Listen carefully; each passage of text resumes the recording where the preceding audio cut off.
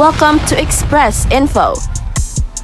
Do you want to have these exclusive Puma Rise Nitro basketball shoes? Because once we reach 200k subscribers, we will be having this giveaway. Just comment to win. Shoes are promoted by Kai Sotto himself. Just like this video, and most importantly, comment anything positive about Kai Sotto. It's easy. Commenting is the key to win. Share your positive comments about Kai Sotto. Do it now na. Win the prize. Stay tuned for more updates. Hindi lang namamalayan natin na nauungusan na pala ni Kai Sotto si Jochi, ang best big man ng Asia nung FIBA World Cup. Sa kanilang match-up sa game ng Gilas versus China, ay angat na angat talaga si Kai Sotto sa kanilang head-to-head. Ilang beses na rin nagkatapat sina Kai Sotto at Jochi noon sa NBL Australia at palaging lamang dito itong Chinese big man. Veterano na kasi at meron ng NBA experience.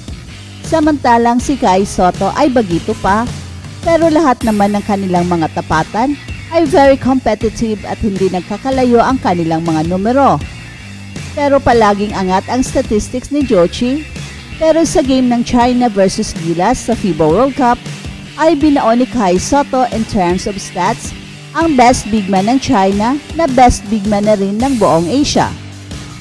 Kai Sotto scored 12 points at tinambakan pa nila ang China. Samantala ang best big man ng Asia ay nakascore lamang ng 2 points.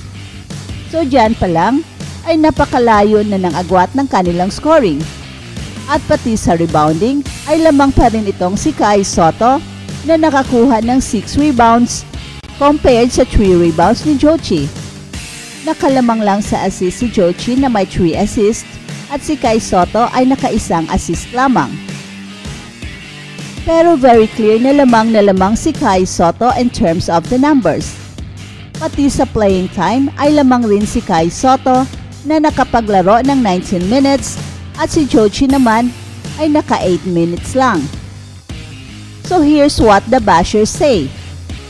Na-enjoyed kasi si Jochi kaya hindi na pinalaro ng coach. Well, tama naman yan. Pero it's part of the game at hindi ito sukatan kung gaano kalakas ang isang player.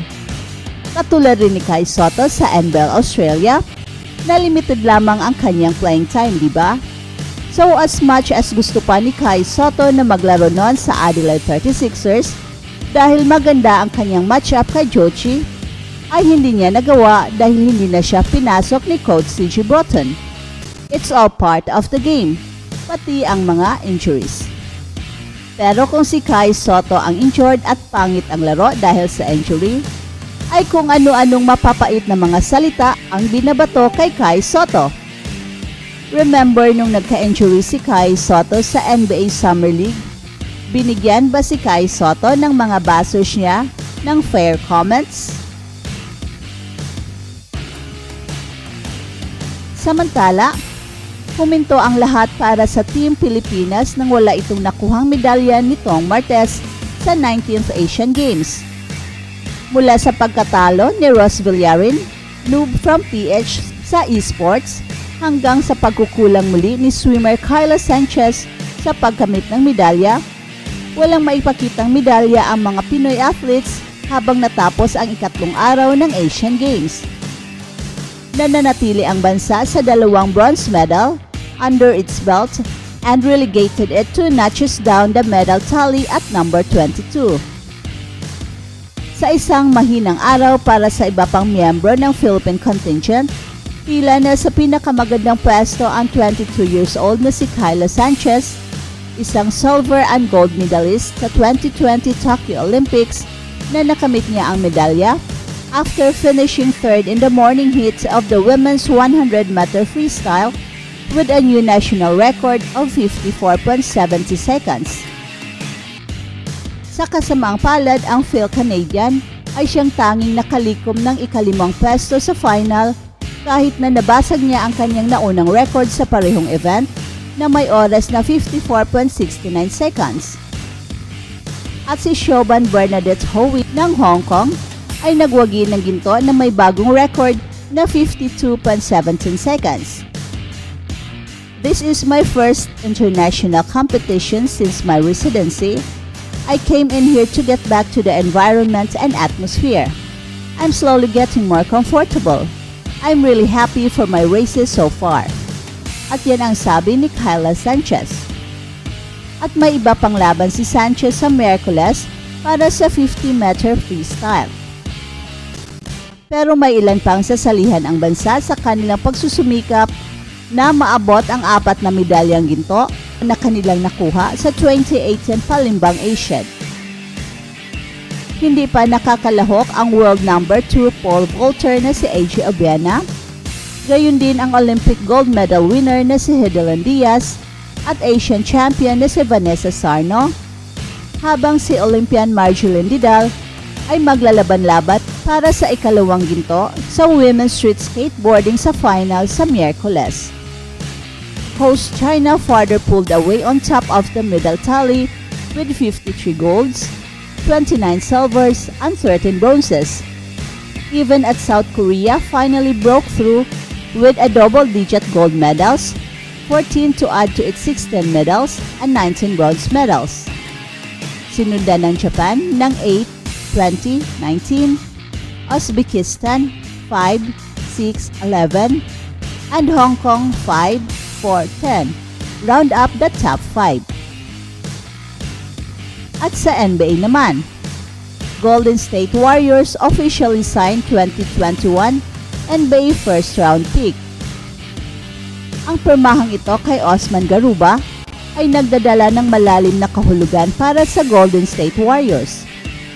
Si Garuba na kilala sa kanyang kakayahan sa depensa at energy na maibibigay sa laro ay magdagdag ng lakas at quality sa kanilang team. Sa kanyang nakaraang season sa NBA kasama ang Houston Rockets, ipinakita ni Garuba ang kanyang potential na maging mahusay na defensive player. Ang kanyang abilidad na kunin ang mga rebounds at hadlangan ang mga kalaban ay magdala ng karagdagang security sa ilalim ng Golden State Warriors.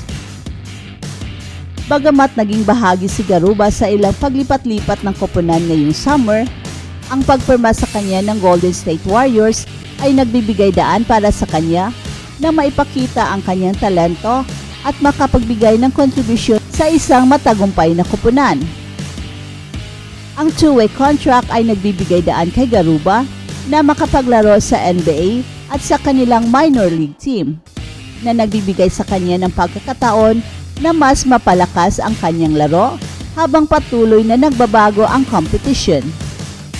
Sa kabuuan, ito ay isang mahusay na hakbang para sa Golden State Warriors at kay Usman Garuba na magsasama-sama at magtutulungan sa darating na NBA season. That's it for now, guys. Pero bago kami magtatapos, ay huwag kalimutan na huwag magpahuli sa mga pinakabago mga kwento at balita ng kasiyahan at tagumpay. Bahala na ang mga marites dyan.